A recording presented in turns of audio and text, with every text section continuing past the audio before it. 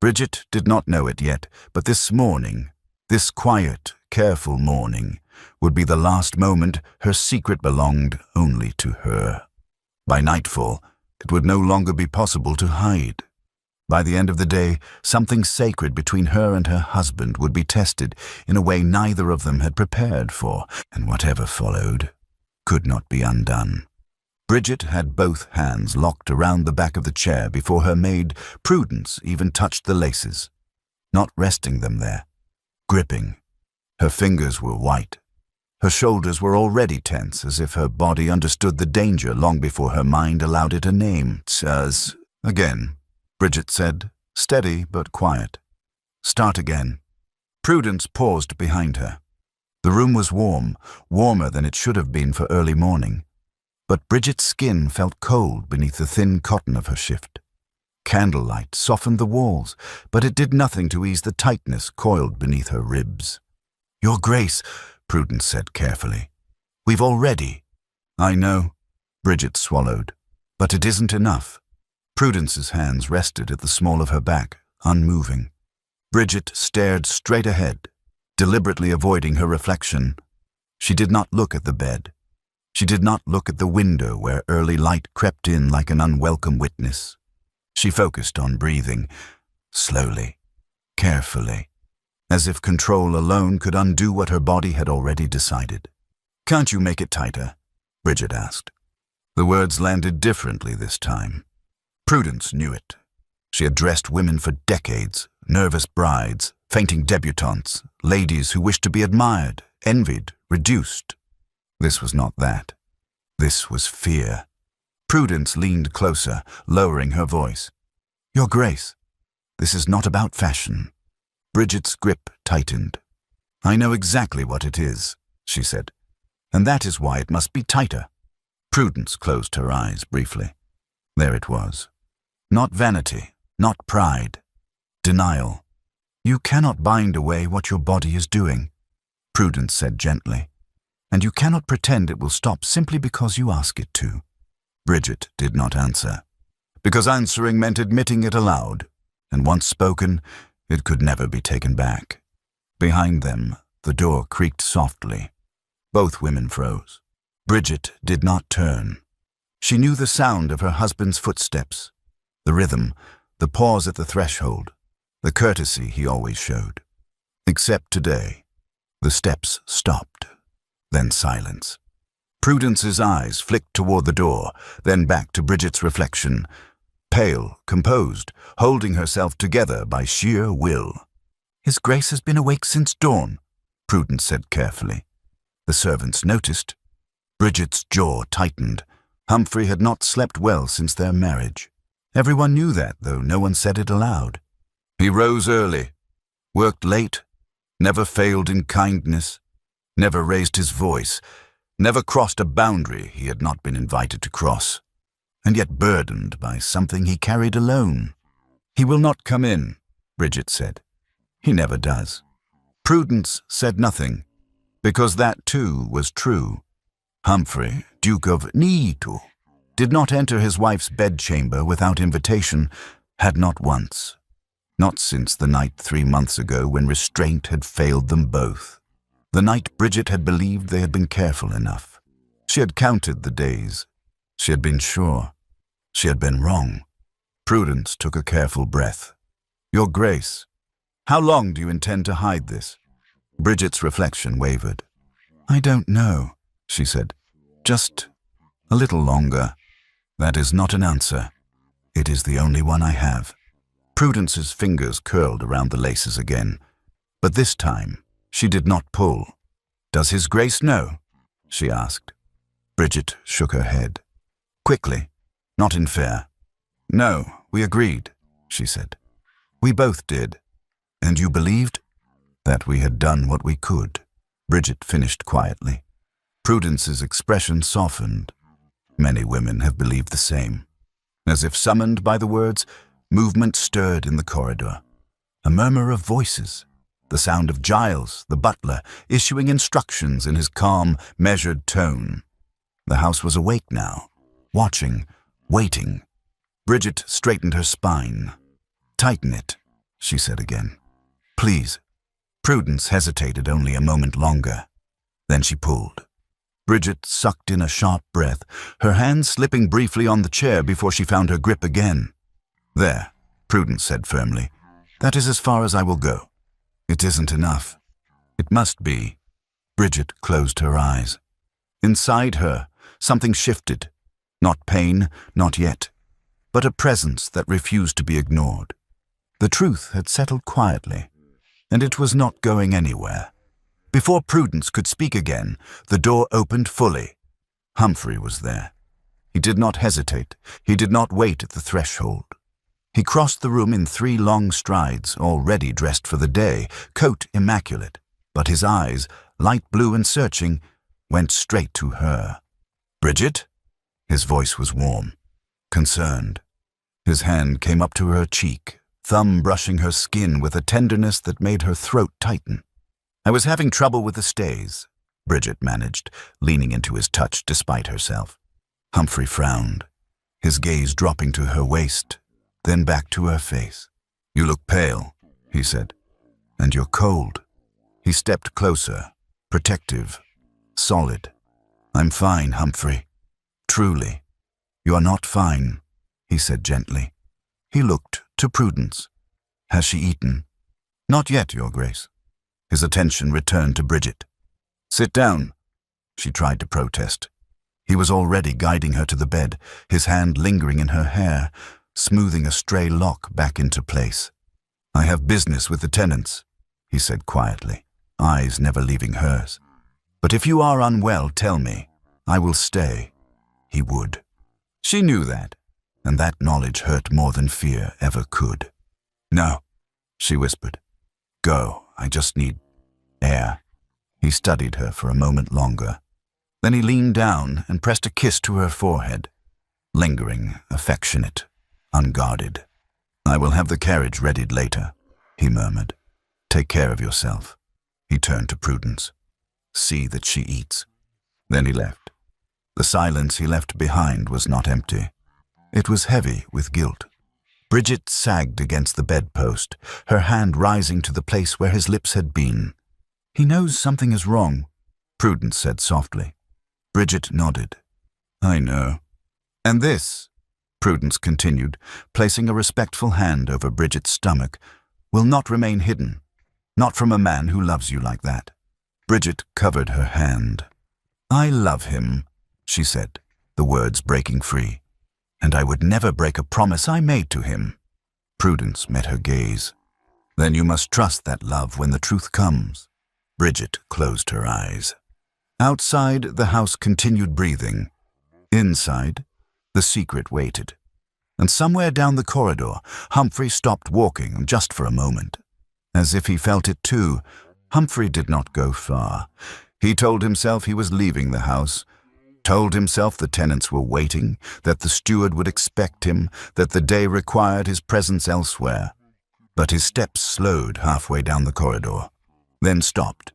He stood there, one hand resting against the carved paneling, listening to the quiet pulse of the house, the distant clatter of the kitchens, the low murmur of servants beginning their morning rounds. And something beneath it, something wrong. Bridget had said she was fine. She always said she was fine. Humphrey exhaled slowly, steadying himself. Marriage had taught him many things in a short span of time, not least that Bridget did not exaggerate. She did not dramatize. If she said little, it was because she was protecting something, or someone. He continued on, forcing his pace to resume its normal rhythm. If he turned back now, he would be hovering, he would be pressing, and Bridget had never responded well to being pressed, not by anyone. Still, by the time he reached the front steps, his jaw was tight. The carriage ride passed in a blur of polite conversation and ledgers he barely registered. He listened. He answered. He nodded when expected. All the while, his mind returned to the image he could not shake. Her hands gripping the chair, her skin cold beneath his palm, the way she had leaned into his touch, not as comfort, but as if bracing herself. By mid-morning, he cut the visit short. I will return tomorrow, he told the tenant, already standing. See that the repairs proceed as discussed. The man blinked, startled. Of course, Your Grace. Humphrey was already reaching for his coat.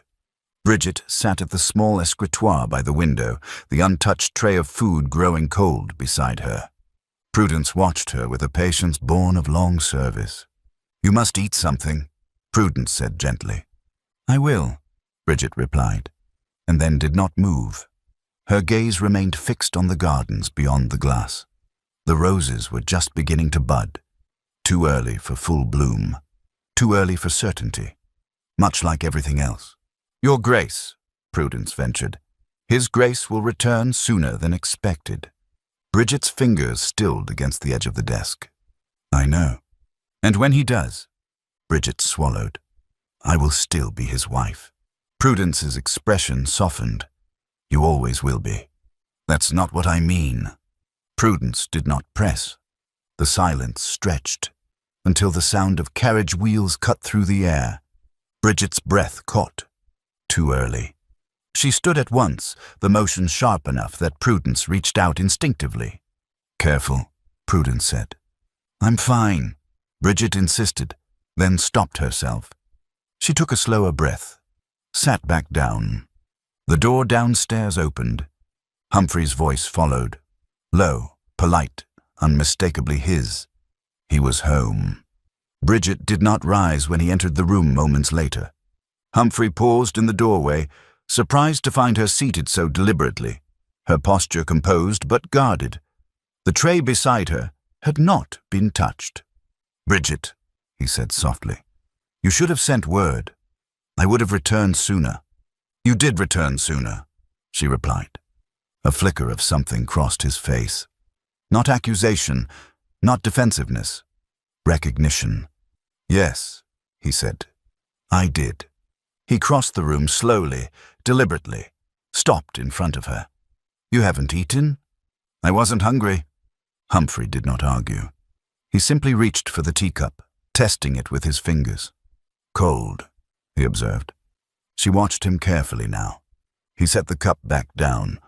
May I sit? The question was unnecessary. She nodded. He took the chair opposite her, folding his hands loosely between his knees. For a long moment, neither spoke. Then, quietly, something is troubling you. Bridget opened her mouth, closed it again. Humphrey waited. I don't want to lie to you, she said at last. His breath stilled. Then don't. But I also don't know how to speak without breaking something. He leaned forward slightly, not touching her, but close enough that his presence anchored the space between them. You are not responsible for protecting me from the truth, he said gently. Her eyes lifted to his. You are kind, she whispered. Too kind. That is not a flaw, he replied. She almost laughed, almost cried. Humphrey, she said, voice low, did you ever imagine that marriage would feel like this? He considered. Like what? Like walking across thin ice, she said, knowing it will hold, until it doesn't. His gaze sharpened. You are not fragile, he said, nor is what we have. She shook her head faintly. You don't understand. Then help me. The door opened softly. Prudence paused, took in the scene and quietly withdrew without a word. Bridget noticed. So did Humphrey. He exhaled slowly. You see, Bridget said, her voice steadying as resolve settled in. Everyone notices before the words are spoken. Humphrey's eyes did not leave her face. What would you have me notice? She hesitated. Just a breath too long. He saw it. Not certainty, not proof, but alignment, her pallor, the stays, the way she avoided her reflection, the warmth of the room, the untouched food, and the night 3 months ago when restraint had failed them both, not recklessly, but lovingly, carefully. Enough, they had thought. His voice was very quiet when he spoke again. Bridget, he said, are you unwell? She met his gaze, really met it. No, she said. A pause. I am not. Relief flickered across his face. And then something else followed. Something deeper. Something more dangerous. Then why, he asked gently, does it feel as though you are saying goodbye to something? Her breath trembled. I'm saying goodbye, she whispered. Just not to you. Silence. Humphrey rose slowly from his chair. He did not touch her.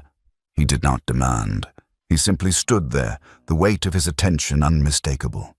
Whatever this is, he said evenly, we will face it together.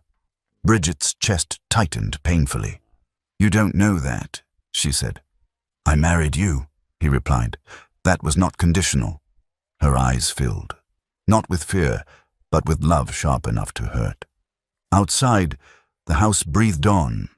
Inside, the space between truth and confession narrowed, and neither of them could stop it now. Humphrey did not turn around when the door closed behind him.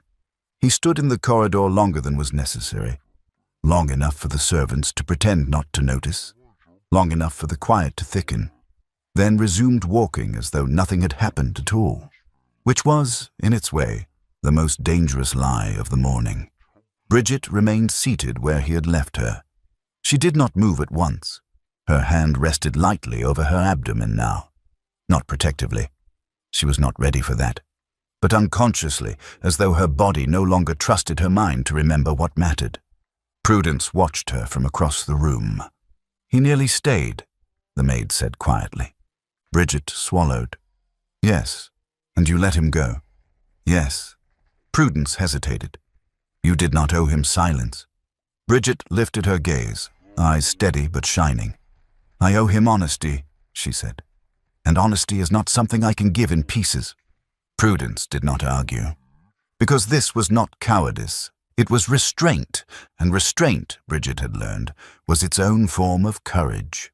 The house moved differently after that. Servants passed her with more care than usual. Doors closed more softly. Voices lowered when she entered a room.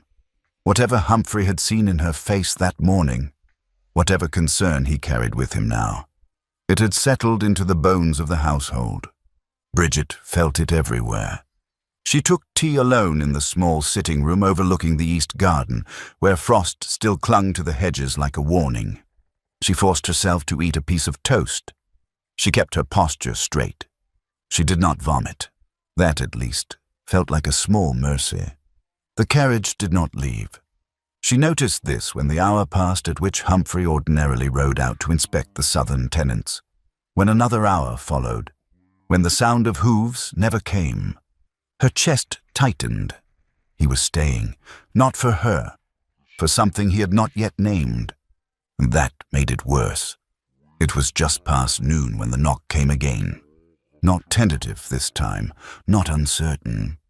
No. Bridget looked up from the ledger she had been pretending to read. Come in, she said. The door opened. Humphrey stood there, coat removed, sleeves rolled back slightly. An informal detail that made her heart stutter before she could stop it.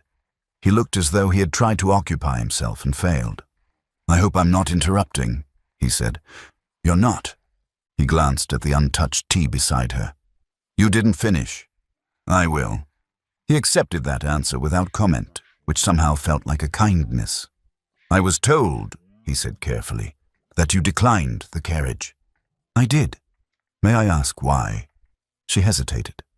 This was the moment, the one she had feared all morning, the simple question that demanded either evasion or truth.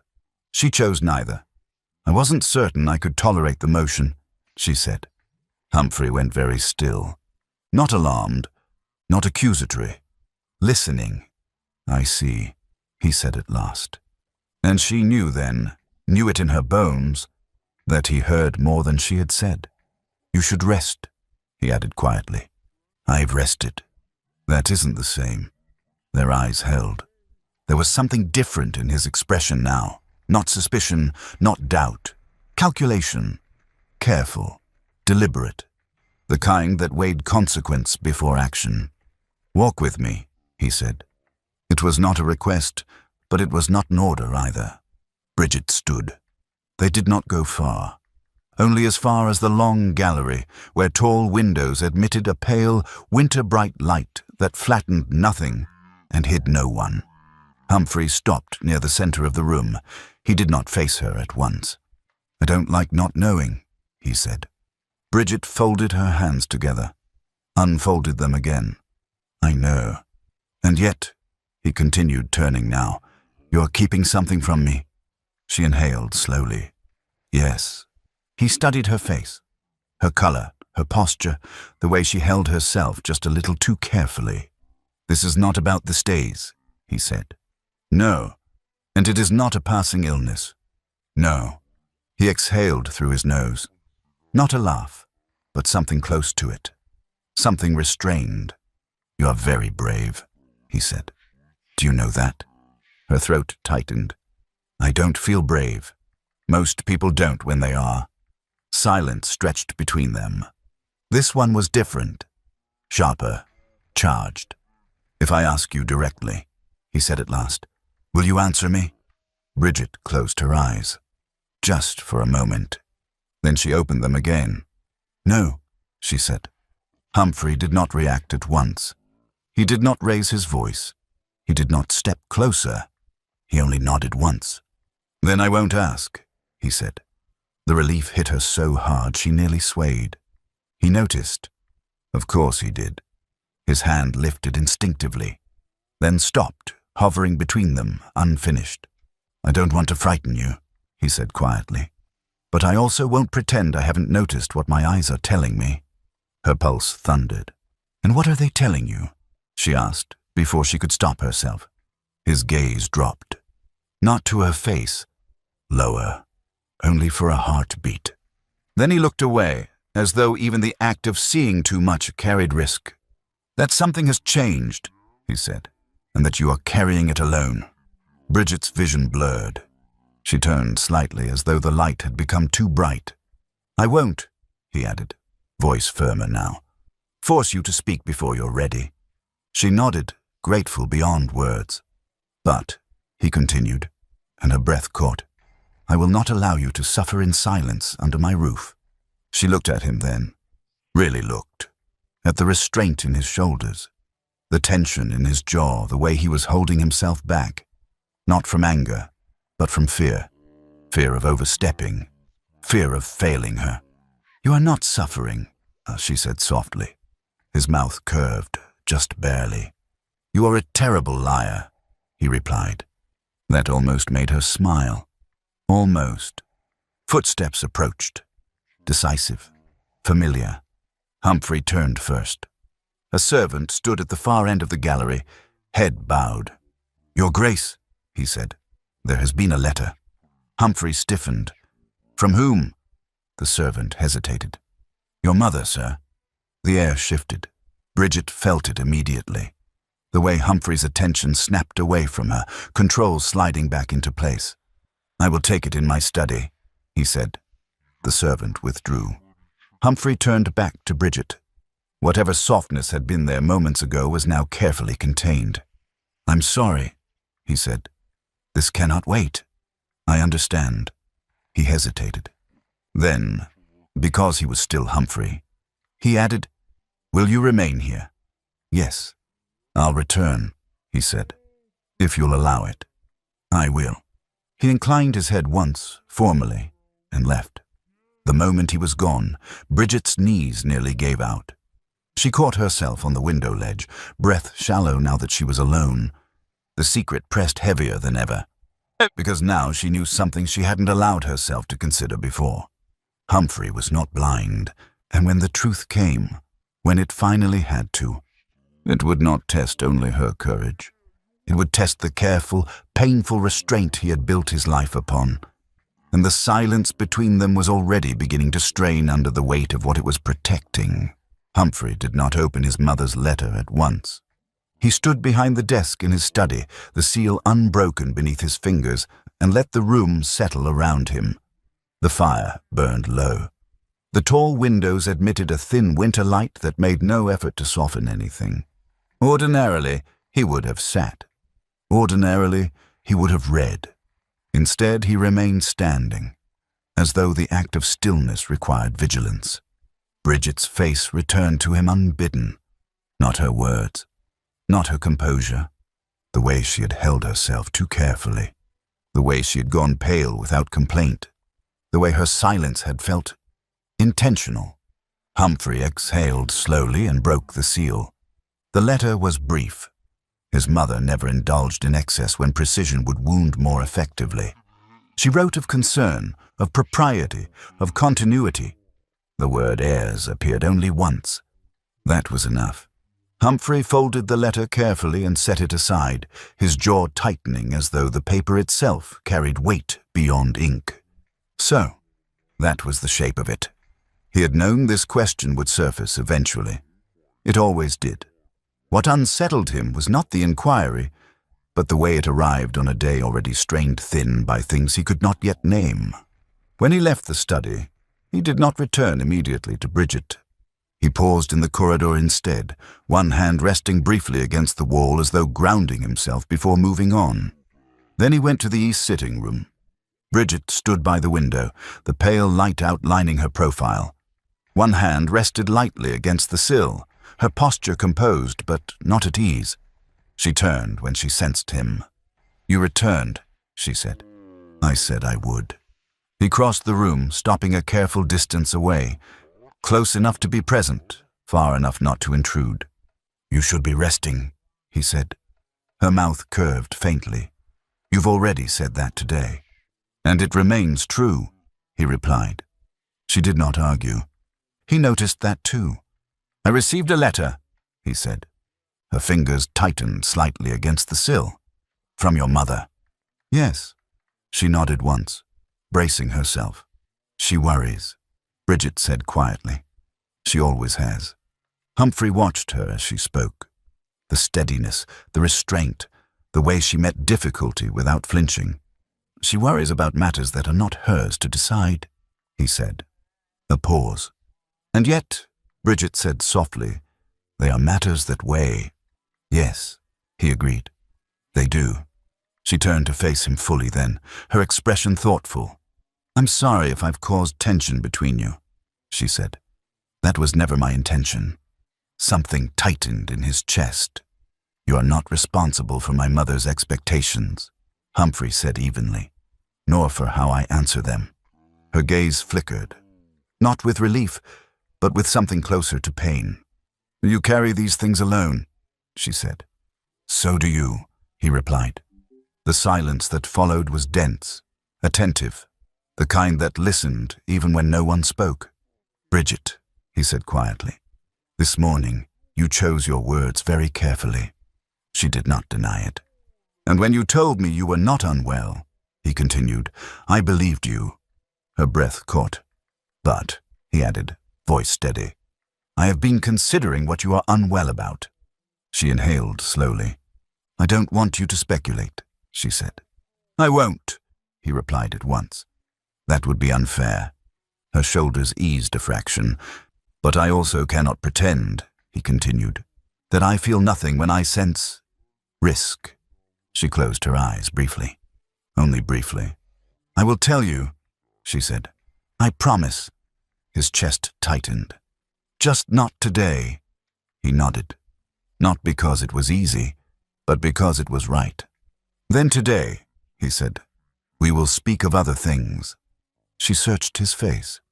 "You don't have to protect me from myself," she said. "I know," he replied, "but I choose to be careful."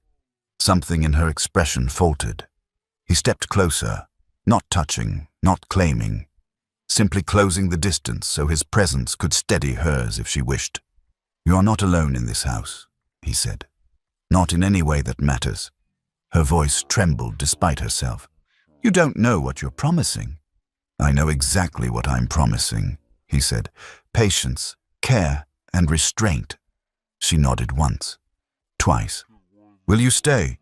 she asked quietly. "Yes." He did not reach for her. He did not kiss her. He simply remained, solid, deliberate, as the afternoon light shifted and the unspoken truth pressed closer, contained only by the fragile discipline they both maintained.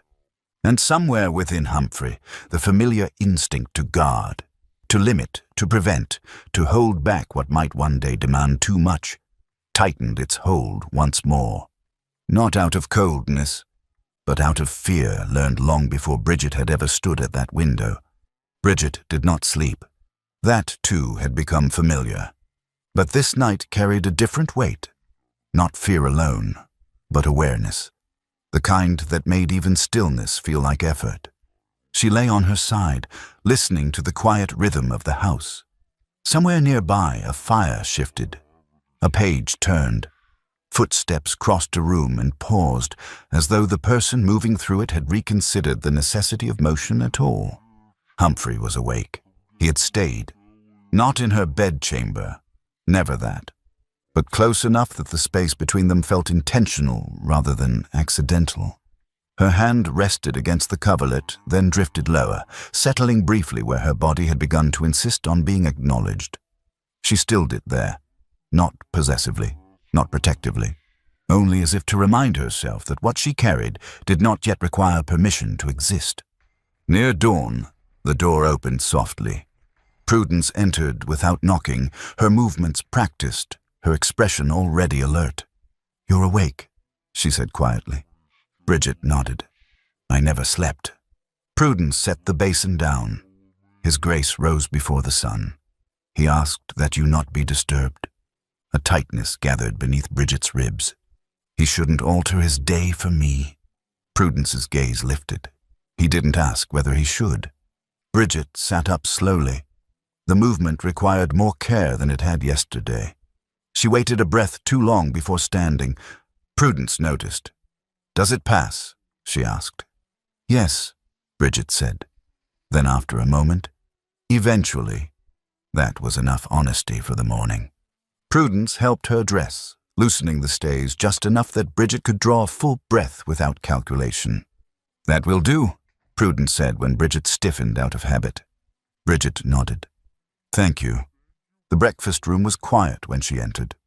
Humphrey stood by the window, a ledger open in his hands, though his attention was elsewhere. He turned the moment he sensed her. "You should have sent word," he said gently. "I would have come to you." "I can cross a room," Bridget replied lightly. "I know," he said. His gaze lingered anyway. He drew out a chair for her without ceremony. She sat, folding her hands together to keep them steady. The table was simply laid. Toast, tea, fruit, nothing that demanded. Humphrey poured the tea himself. "You don't have to watch me eat," Bridget said quietly. "I'm not," he replied. "I'm sitting with you." She lifted the toast, took a bite. Humphrey did not speak until she swallowed. "Thank you," he said. The word surprised her. "For what?" "For trusting me with the morning." Something in her chest tightened. They ate in silence for a few moments, not awkward, but deliberate. "I'll remain on the estate today," Humphrey said at last. "There's nothing that requires my absence." "You don't need to." "I want to," he said, "and I won't pretend otherwise." She nodded. When she set the toast down untouched again, he noticed. "You needn't finish it," he said. "I know." She took another bite anyway. It stayed. That mattered more than it should have.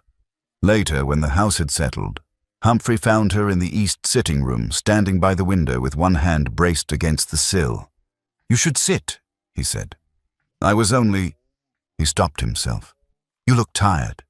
She did not deny it. She sat. He remained standing, his posture easy but attentive. "I received my mother's letter," he said. Her fingers curled faintly. "I assumed you had." "It concerned expectations," he continued. "Nothing urgent. Nothing you need to answer. I don't owe her. You don't owe anyone anything," he said calmly. "Least of all explanations." She studied him. "You sound very certain." "I'm careful," he corrected. "There's a difference." She stood too quickly. The room tilted, only slightly. But it was enough. Humphrey crossed the space at once, stopping just short of touching her. "Bridget?" "I'm fine." He waited. "I need air," she said. "Then let me walk with you." Outside, the path was cool and even. Humphrey chose it without comment, adjusting his pace to hers instinctively. "You're accommodating me," she said. "I'm paying attention." They walked in silence. "Humphrey," she said. He stopped immediately. "Yes." Her heart pounded. The truth rose, urgent, unmanageable. She pressed her palm briefly against her abdomen, then dropped it as though the gesture itself were too revealing. "I don't want to disappoint you," she said instead. His face changed, not with surprise, but with pain. "You couldn't," he said. "I might," she whispered. He held her gaze. "Then I will adjust," he said. "Not retreat." A wave of dizziness followed her breath. She swayed. His hand closed around her elbow, firm, careful, grounding. "That's enough," he said quietly. "We're going inside." She did not argue. As he guided her back toward the house, his hand remained at her arm, protective, restrained, unmistakably afraid. And Bridget understood something she had been resisting all day. Silence had stopped being neutral. It was beginning to ask things of him, and she did not know how much longer she could allow that. The day settled into something careful. That was how Bridget thought of it later. Not quiet, not peaceful, but deliberate. As though every hour had been placed with intention, each movement weighed before it was allowed to happen. Humphrey did not leave her side. Not in the obvious way, not hovering, not watching, but he arranged himself around her presence, appearing when she paused, slowing when she faltered, adjusting the household's rhythm so subtly that no one could have named the change aloud. It was protection disguised as routine, and it made the silence heavier. By afternoon, Bridget's composure had begun to fray at the edges, not visibly, not enough that anyone else would notice, but she noticed. Her body had started to demand concessions she was no longer certain she could grant quietly. Fatigue lingered longer. Stillness felt less forgiving. Even standing required negotiation. She sat in the small library, pretending to read while the words blurred on the page. Humphrey entered without announcing himself. "You've been here a while," he said. She looked up. "Have I?" "Yes." He crossed the room, closing the book gently before she could protest. "That wasn't finished," she said. "You weren't reading it." She smiled faintly. "You're observant today." "I'm observant every day," he replied. "Today I'm less willing to look away." The words were gentle. Their implication was not. She set her hands in her lap, folding them together to keep them from drifting somewhere too revealing. "I don't want you to worry," she said. He studied her face, not searching for weakness, but measuring effort. "I don't worry," he said. "I calculate." That startled a laugh from her before she could stop it. "That sounds dreadful." "It can be," he said quietly. "But it keeps people safe." Something passed between them then, an understanding that did not yet have language. She rose carefully from the chair. "I think I'll take some air," she said. "I'll join you." "I don't need." He lifted a hand, not to stop her, but to slow the moment. "I know," he said. "I want to." Outside, the light had softened. The air held a sharpness that made breathing feel purposeful. They walked without speaking at first. Humphrey matched her pace instinctively, adjusting when she slowed, pausing when she paused. He did not touch her unless she faltered, and when she did, it was always brief, controlled, as though he feared that holding on too long might cross some invisible line. "You don't like walking with me," Bridget said suddenly. He stopped. "That isn't true?" "You're tense," she said, "as though you're waiting for something to go wrong." His jaw tightened. "I'm accustomed to anticipating consequence," he said. "From walking?" "From wanting," he corrected. The word landed heavily between them. She turned to face him. "You think wanting is dangerous?" His gaze did not waver. "I think wanting requires care." "That isn't an answer." "It's the only one I can give you today." She studied him. The restraint in his posture, The way his hands remained still at his sides, the effort it took for him not to reach for her. "You love me," she said. "Yes." The certainty in his voice made her chest ache. "And yet," she continued, "there are parts of yourself you keep locked." His breath shifted. "Because they are not harmless." She swallowed. "I don't believe that," she said. He held her gaze, something taut and unsaid tightening behind his eyes. "I hope you never have reason to," he replied. The words frightened her more than anger would have. They turned back toward the house in silence. Inside, the evening settled gently. Lamps lit, doors closed, voices lowered. Humphrey walked her to the sitting room and paused there. "I'll be nearby," he said, "as you have been all day." "Yes." She hesitated. "Humphrey?" He waited. "If I were to tell you something difficult," she said slowly, "would you let it change the way you look at me?" His answer was immediate. "No. And the way you feel?" That took longer. "I would let it change what I fear," he said. "Not what I love." Her throat tightened. She nodded once. That was all she could manage. Later that night, alone in her chamber, Bridget pressed her palm to her abdomen and allowed herself one unguarded breath. The truth pressed harder now, not because it demanded to be spoken, but because it was beginning to ask whether silence was still kindness, or whether it had become something else entirely. Down the corridor, Humphrey sat awake in his study long past midnight, hands folded, jaw set, calculating consequences he could not yet name, guarding against a future he had once promised himself he would never risk. By the fourth morning, Bridget could no longer pretend the strain was temporary. Not to herself. She woke with her breath already shallow, the familiar constriction beneath her ribs tightening before she had even moved. The stays felt heavier than they had the night before, not because they had been drawn tighter, but because her body had begun to resist them. She lay still, one hand resting against the mattress, waiting for the sensation to pass. It did, slowly. That, too, had become a negotiation. Prudence entered quietly, as she always did, and took one look at her before speaking. "You should not lace today," she said. Bridget turned her face toward the window. "I have guests for luncheon. You can receive them seated." "That is not the point." Prudence crossed the room and rested her hands lightly at Bridget's waist, fingers pausing at the laces without pulling. "This is no longer concealment," she said gently. "It is endurance." Bridget closed her eyes. "I know. And His Grace does not know," Bridget said quickly, "and I will not have him guessing." Prudence did not argue. She loosened the stays as far as propriety would allow, her movements careful, practiced, resigned. When Bridget stood, she waited, longer than she meant to, before taking her first step. Prudence noticed. So did Bridget. The luncheon passed without incident, though it required more effort than she was willing to acknowledge. She remained seated. She spoke less. She smiled carefully. Humphrey watched. He did not hover. He did not question, but his attention did not waver either. Not when she declined a second cup of tea, not when she pressed her palm briefly to the table before rising, not when she drew a breath that took too long to steady. After the guests departed, he approached her where she stood near the hearth. "You're unwell," he said quietly. She shook her head at once. "No." That was not a question. She forced a small smile. "You're observant."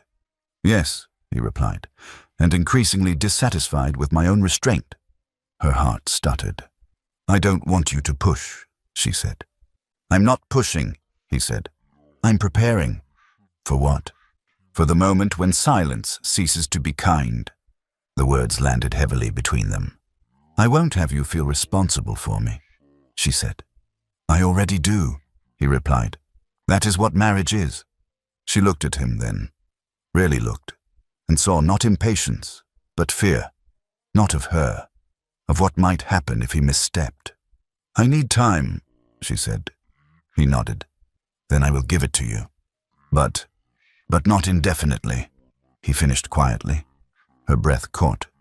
"Not because I demand truth," he added, but because I won't allow you to harm yourself to protect me." That nearly undid her. That night, the stays came off earlier than usual. Bridget sat at the edge of the bed while Prudence loosened the laces, each inch of release bringing a rush of relief sharp enough to leave her light-headed. "This cannot continue much longer," Prudence said softly.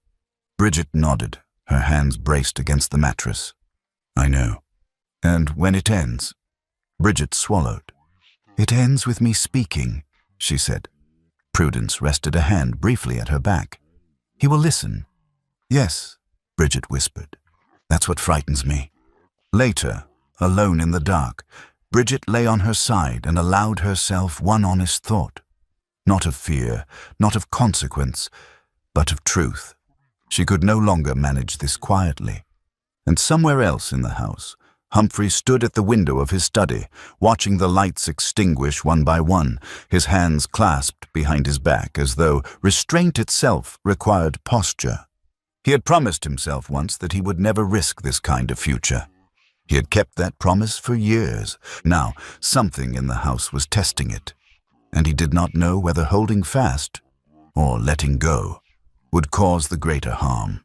By morning, the house had adjusted itself around Bridget. Not openly, not dramatically, but small allowances had been made. A chair placed closer than usual, a tray carried rather than summoned, a door held just a moment longer than etiquette required. Humphrey noticed every one of them. He said nothing. Breakfast was served in the smaller room, the long table left unused. Bridget sat at its nearer end, her posture composed, her hands folded in her lap as though stillness itself required discipline. "You should eat," Humphrey said gently. "I will." He waited. She took a sip of tea instead. He did not press. "I've cancelled the afternoon callers," he said. No explanation was necessary. Her gaze lifted. "You didn't have to do that." "I wanted to." The words settled between them. Simple, deliberate. She reached for the toast this time, took a careful bite. Chewed slowly. It stayed. Humphrey's shoulders eased a fraction before he could stop himself. Later, he walked with her through the long gallery again, not because she asked, but because he had begun to anticipate the moments when standing alone became effort. Sunlight streamed through the tall windows, revealing everything and forgiving nothing. Bridget paused midway, her hand resting briefly against the wall. "You don't need to watch me," she said. "I'm not watching," he replied. "I'm accompanying." She smiled faintly at that. They continued. "You're tired," he said after a moment. "I'm managing." He stopped walking. She did too. "Bridget," he said quietly. "Those are not the same thing." Her breath hitched. "I know," she said, "but managing is what I have." He looked at her then, really looked, at the effort beneath the composure, the cost behind the calm. "I don't like this," he said. The honesty startled her more than anger would have. "You don't like what?" she asked. "Not knowing when to step in," he said. "Not knowing whether silence is your choice or your shield." Her heart pounded. "I need it to be my choice," she said. He nodded slowly. "Then I will respect it." She exhaled in relief, too sharply. He noticed. That afternoon, the house was quiet. No visitors. No obligations pressing at the door. Bridget sat near the window with her embroidery, though her fingers moved more slowly than usual. After a while, she set it aside and leaned back, closing her eyes. Humphrey entered without a sound. "You're pale," he said. "I'm fine." "That answer has lost its meaning," he replied gently. She opened her eyes. "I don't want you to change how you see me," she said. His expression softened. Not indulgent, not dismissive. "I don't know how I could," he said. "I only know how I see you now." "And how is that?" "Brave," he said, "and tired." Her throat tightened. He moved closer, not touching, not claiming, simply reducing the space between them so that she did not feel alone in it. "If something is costing you this much," he said quietly, "then silence has become a burden I share." Her breath trembled. I didn't mean to make it that way. I know, he said. That's why I'm concerned. She stood, the movement careful and slow. For a moment, she swayed.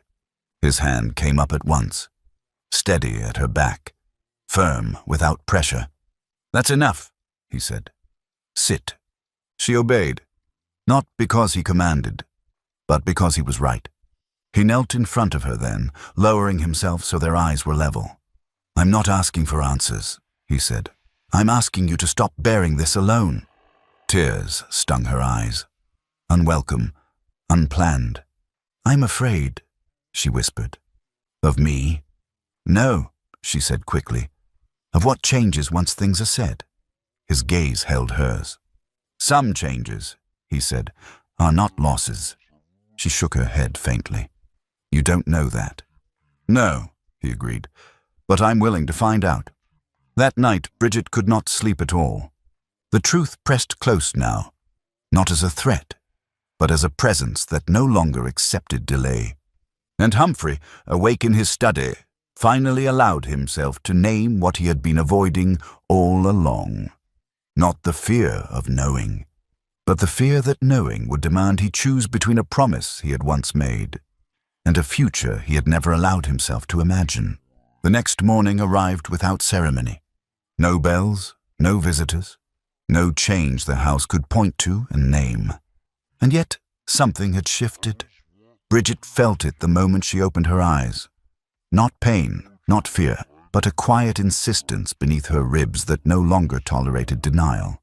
The stays lay folded on the chair where Prudence had left them the night before. Bridget did not reach for them at once. She sat on the edge of the bed, both feet planted firmly on the floor, breathing until the room steadied. Only then did she allow Prudence to help her dress. Looser today, deliberately so. Prudence said nothing, but her hands lingered at Bridget's waist as if committing the moment to memory. You won't manage the stairs twice today, the maid said finally. Bridget nodded. I won't try. That alone felt like surrender. Breakfast was taken in the sitting room. Humphrey entered already aware that something was different. Not because he saw her body, but because he saw her choices. She was seated. The tea was already poured. The stays were not dictating her posture anymore.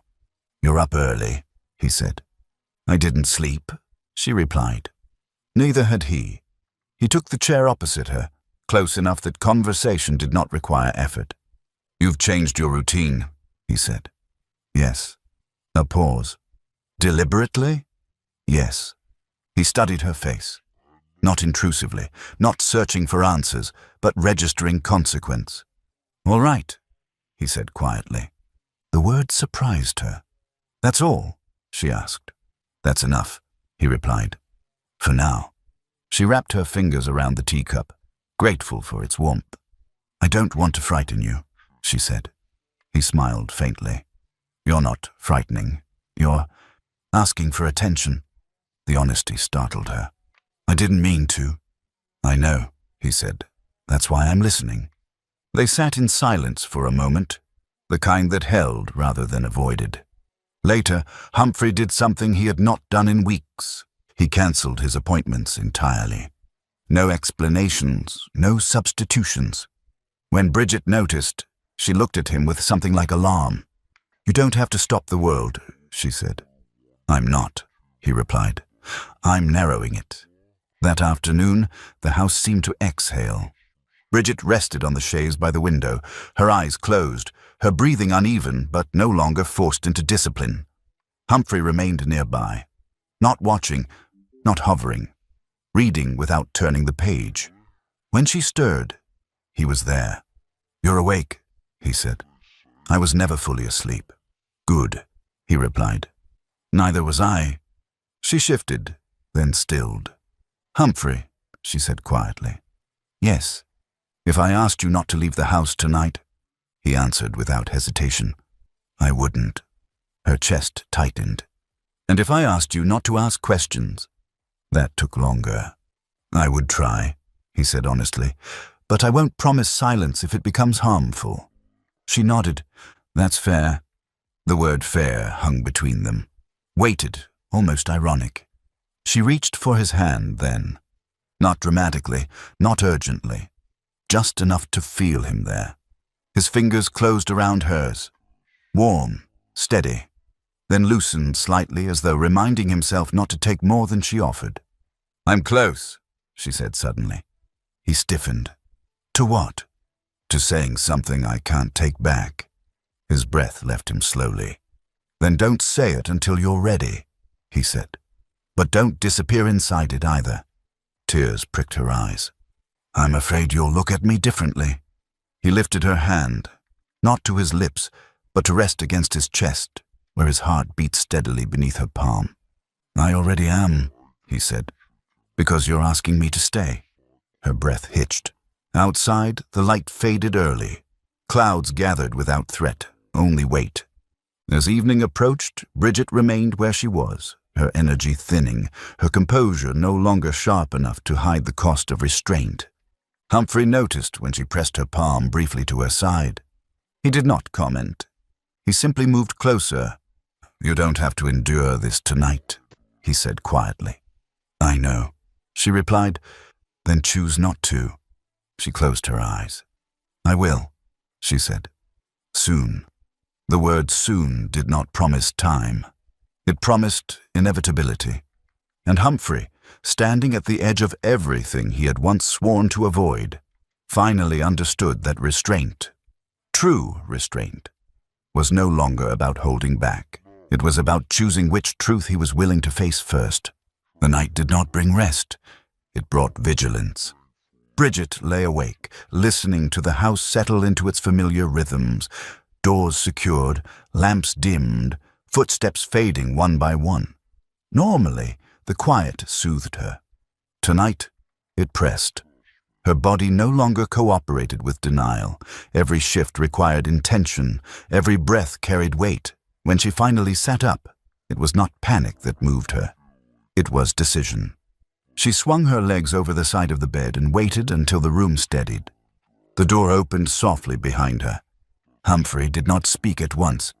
He stood there, fully dressed, coat draped over his arm as though he had been prepared to leave and changed his mind at the last moment. "You're awake," he said. "Yes." He crossed the room slowly, stopping well short of her. "I was going to the study," he said, "but I thought I should check." She nodded. "I'm glad you did." He studied her face. The tiredness she was no longer masking, the careful way she held herself. "You're past managing," he said quietly. She did not argue. "That worries me," he added. "I know." He exhaled, then did something deliberate. He set the coat aside. "I'm not leaving tonight," he said. "Not the room. Not the corridor. Not this." Her heart thudded. "You don't have to stay," she said, even as relief loosened something inside her. "I do," he replied. "Because if I don't, I'll spend the night wondering whether restraint has become negligence." The word startled her. "I would never—" "I know," he said gently. "This isn't about blame." He pulled a chair closer and sat, placing himself where she could see him without effort. "Talk to me," he said. "Not with answers.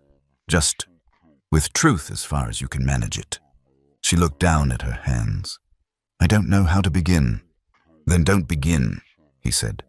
"Just stay." She breathed. Once. Twice. "I thought I could control this," she said finally. "I thought if I stayed composed enough, quiet enough, nothing would change. And now? And now my body has decided otherwise." He did not look away. "You've been hurting yourself," he said softly. She swallowed. "Not intentionally." "I know." The silence stretched. Not empty, not tense, but expectant. "You once told me," she said, "that wanting requires care." "Yes." "What if wanting also requires courage?"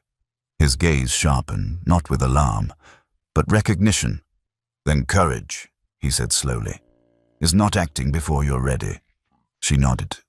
"But it is," he continued, acknowledging when readiness is approaching. Her breath trembled. "It's close," she whispered. He leaned forward slightly, his forearms resting on his knees. "Then listen to me," he said. very carefully. She looked up. "I'm afraid," he said. "Not of you, not of truth, but of making the wrong choice when it matters." Her chest tightened. "And what do you believe the wrong choice is?" she asked. He hesitated. "Leaving you alone in this," he said. Tears slipped free then. Quiet, unwelcome. "I never meant to," she whispered. "I know," he said again. "That's why I'm still here." She reached for his hand. This time he did not pull back. He held on, not tightly, not possessively, just enough to anchor them both. "You don't have to tell me tonight," he said. "But tomorrow, Bridget. Tomorrow we stop pretending this is sustainable." Her heart raced. "Tomorrow," she echoed. "Yes," he said. "Not because I demand answers, but because silence has begun to cost you more than speech ever could." She closed her eyes. The truth hovered, frightening, necessary, unavoidable. And for the first time she did not push it away. She leaned into his hand instead. Outside, the house stood quiet and watchful. Inside, something fundamental shifted. Not the secret, but the balance that had kept it contained. Morning came slowly. Not with light, but with awareness. Bridget woke with Humphrey's hand still resting loosely over hers, their fingers barely touching where they had fallen during the night. He had not moved closer, he had not withdrawn either. The restraint was deliberate. A quiet agreement held through sleep. She lay still, breathing carefully, listening to the house wake around them. Today was different. Not because something had happened, but because something would. She shifted, testing the room, her body, the truth waiting behind her ribs. The moment she moved, Humphrey stirred. "You're awake," he said. "Yes." He did not sit up at once. He waited, giving her space even now. "Do you want tea?" he asked. "No." That answer surprised them both. She pushed herself upright, pausing until the faint dizziness passed. Humphrey rose immediately, steadying her without speaking. "I'm all right," she said. "I know," he replied. "I'm still here." That was the difference. She crossed the room slowly and stood by the window, her hands braced against the sill. The morning was pale and quiet, the garden bare but orderly. Nothing out of place, except her. "Humphrey," she said. He turned at once. "I need you to listen," she continued. "Not as my husband, not as someone who needs to decide anything, just listen." He nodded. "I can do that." She closed her eyes.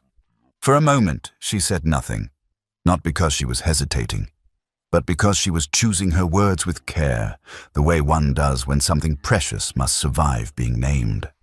"I agreed to a life with you," she said quietly, believing I understood its boundaries. His chest tightened. "And I did," she added.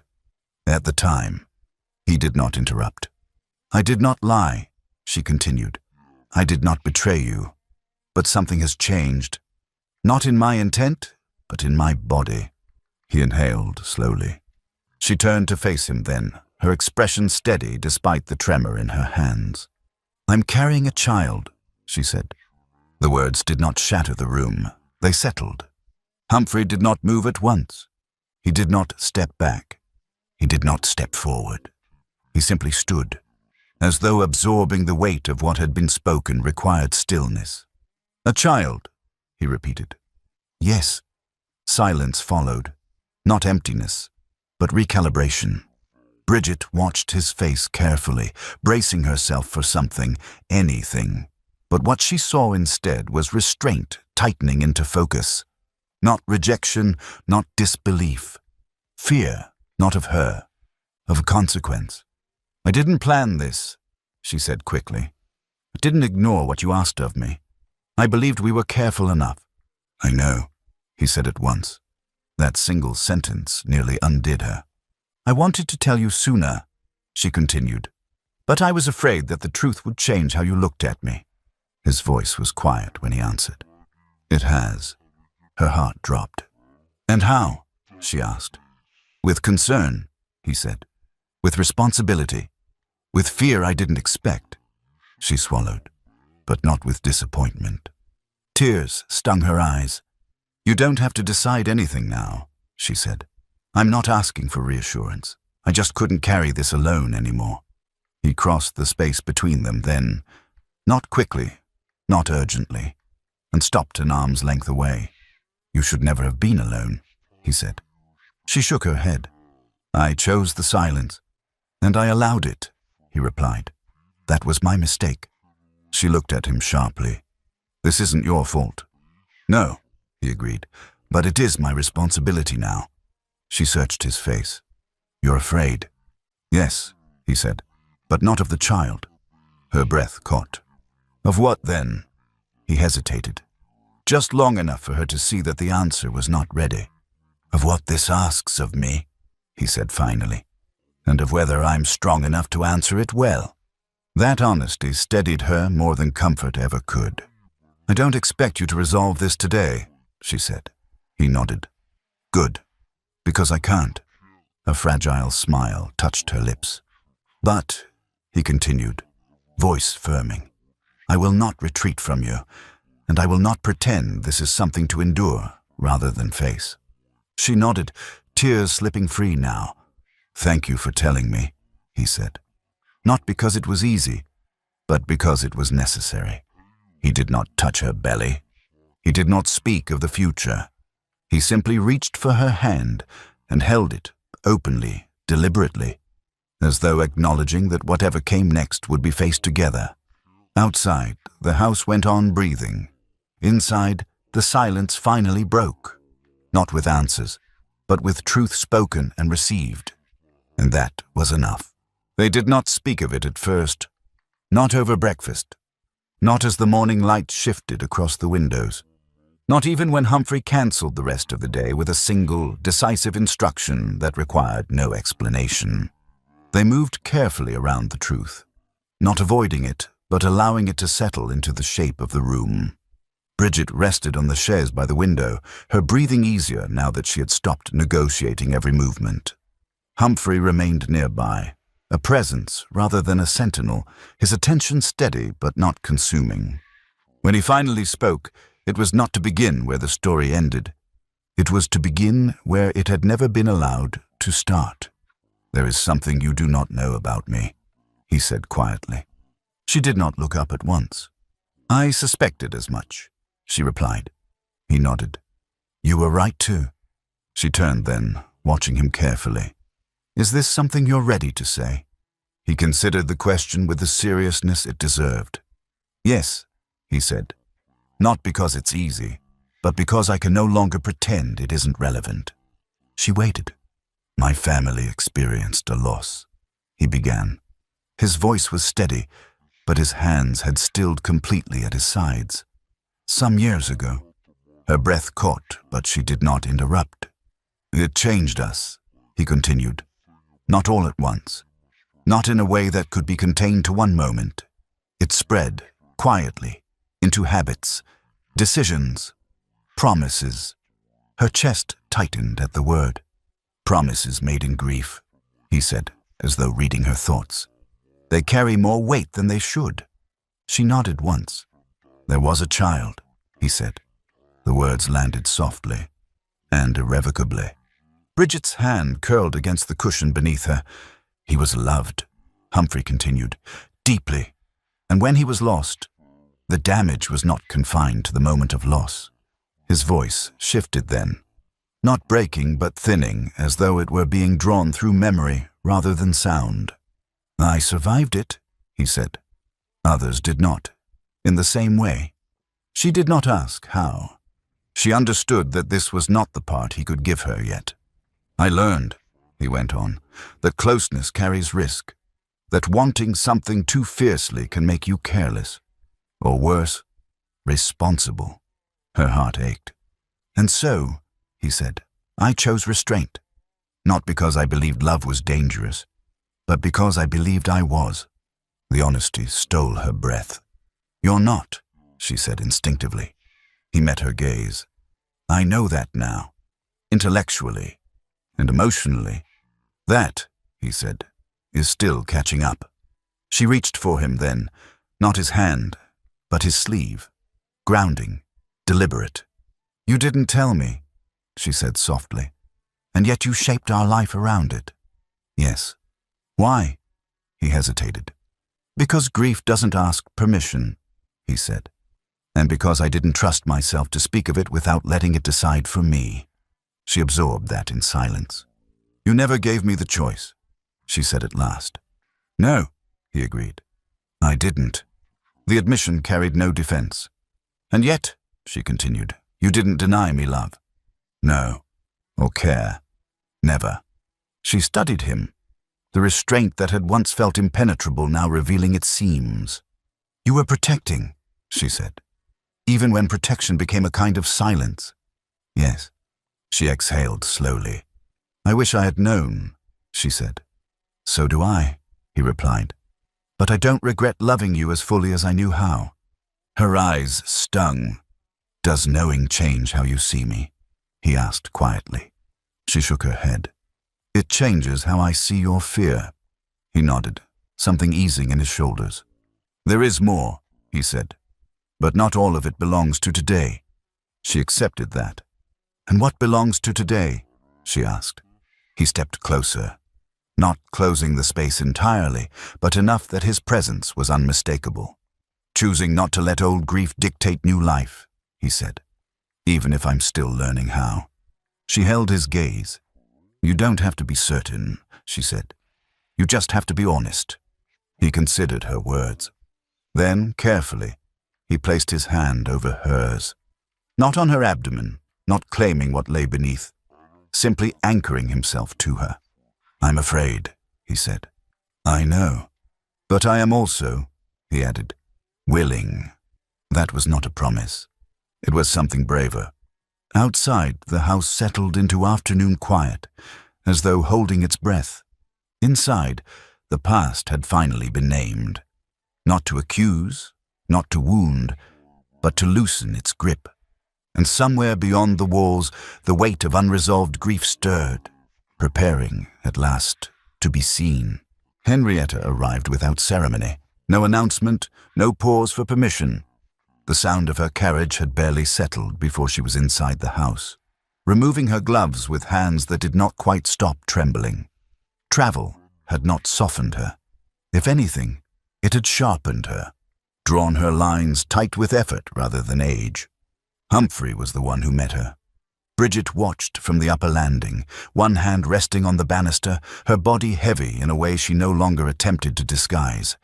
She did not retreat. She did not descend. She waited. Henrietta looked up. The pause that followed was not polite. It was measuring. Then Henrietta inclined her head. Not warmly, not cruelly, acknowledging Bridget as one acknowledges something unavoidable. "You didn't tell me," she said to Humphrey. "I didn't know how," he replied. She exhaled, a sound too sharp to be a laugh. "So it's true," she said. "The house has already decided." Bridget's fingers tightened on the rail. Not at the words, but at the certainty with which they were spoken. "I asked you here," Humphrey said quietly, "because this can't remain unspoken." Henrietta's gaze snapped back to him. "Years of silence, and now you want speech." Bridget descended the stairs then, slowly, deliberately, refusing retreat even as her body protested the movement. Henrietta saw her fully this time. "You're carrying a child," she said. Not a question. "Yes," Bridget replied. Henrietta's gaze dropped, not to Bridget's face, but lower, and for a single, unguarded moment, her composure failed her. She stepped back. Just one step, but it was enough. "A boy," Henrietta said.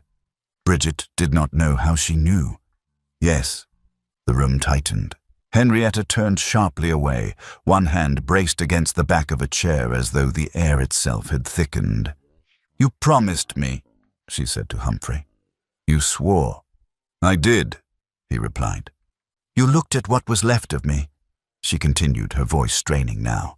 "And you swore you would never—" "I loved you," Humphrey said. "That promise came from love." "And now?" she demanded. "And now," he said evenly, I will not let grief dictate the rest of my life, or my wife's." Henrietta laughed, broken, disbelieving. "Everything was taken from me," she said. "Everything. And now there is another boy." The word boy landed like something sharp. "I can't look at it," she said suddenly. "I won't." Bridget felt the words strike, but she did not flinch. "That doesn't make you cruel," Humphrey said. "It makes you injured." Henrietta's breath hitched just once, before she masked it. "I'm not leaving," she said abruptly. Humphrey looked at her. "You don't have to decide anything today." "I do," she replied. "And I'm deciding to stay." She turned to Bridget, not hostile now, but guarded, shaken. "I won't touch the child," she said, "and I won't pretend this is something I'm ready for."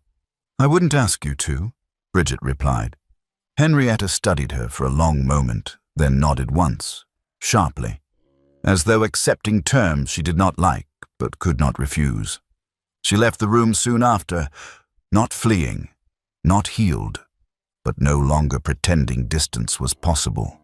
Behind her, the house absorbed the fracture quietly, and for the first time in years, grief that had been frozen solid had been forced into motion. The baby was 6 weeks old when Henrietta first touched him. Not at birth, not in the days after. 6 weeks of proximity without contact. By then, the house had learned a new rhythm. Bridget moved more freely again. The careful slowness had softened into recovery. The child was no longer the fragile uncertainty of his first days. He watched now, tracked light, stilled when held upright against a shoulder. Henrietta remained. She did not announce her intention. She simply stayed. She took her meals on the same floor as the nursery. She adjusted her walks to coincide with the hours the child slept. She listened when the nurse spoke. Not warmly, not eagerly, but attentively. She never asked to hold him, and she never left the house. The near miss came quietly. It was late afternoon. Bridget rested. Humphrey had stepped out briefly. The nurse had gone only as far as the adjoining room. Henrietta passed the nursery doorway and stopped. The child lay still. Too still. Something in Henrietta reacted before thought could intervene. She crossed the room at once and lifted him, adjusting his position with hands that did not shake. The boy stirred. His eyes opened. He looked at her. Nothing shattered. Nothing vanished.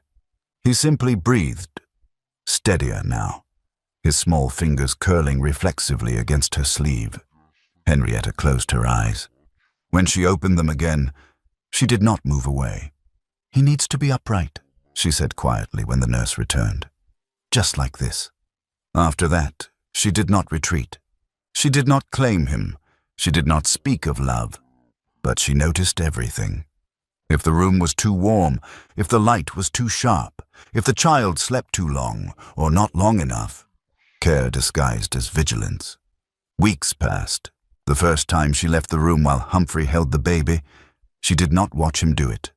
That was when Humphrey knew, not that she was healed, but that she was no longer afraid of surviving love. One evening, Humphrey found her by the fire. "You stayed," he said. "Yes." "For him?" She considered. "For myself," she said finally. "And because leaving would mean choosing death again." He nodded. Bridget watched them later from the doorway, the child warm and solid against her chest. The house no longer braced for loss. The past had not been erased, but it had loosened its hold. And that, she knew now, was what healing looked like. Not forgetting, not replacing, but staying, long enough for life to prove it could endure.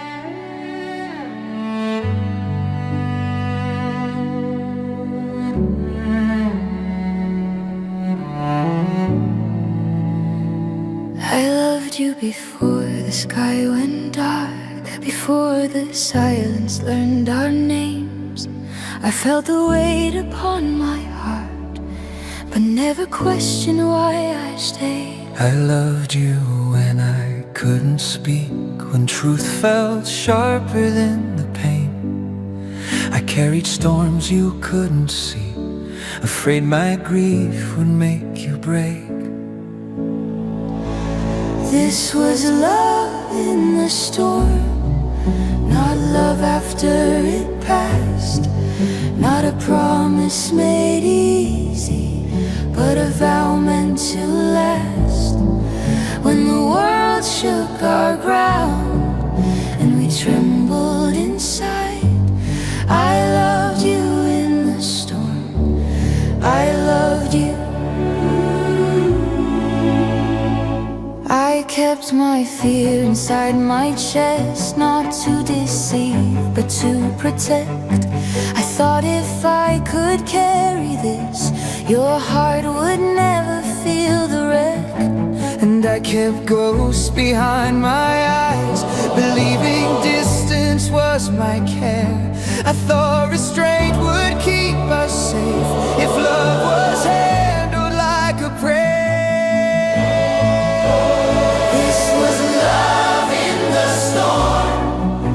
The truth had sharp edges, when silence felt kinder than words we regretted, even lost in the dark, even breaking inside.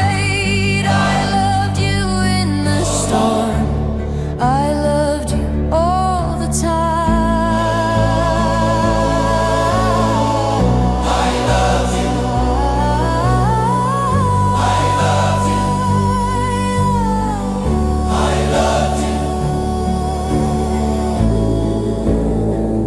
We suffered not because we failed, but because love was something real.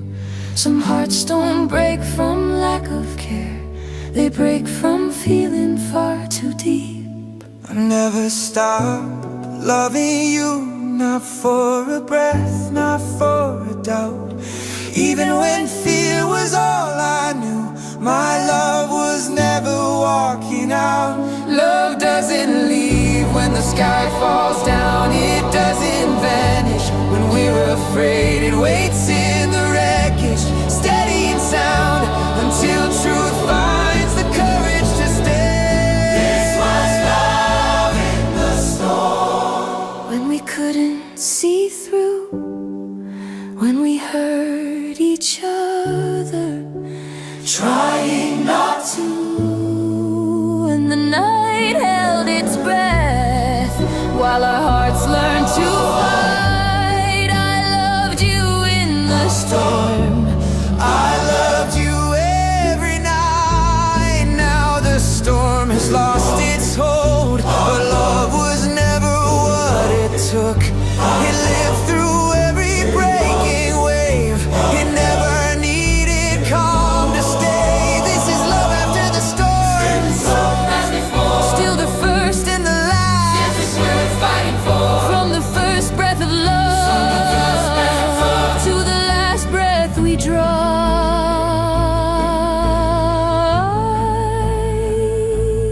I loved you in the storm, and I love you still more.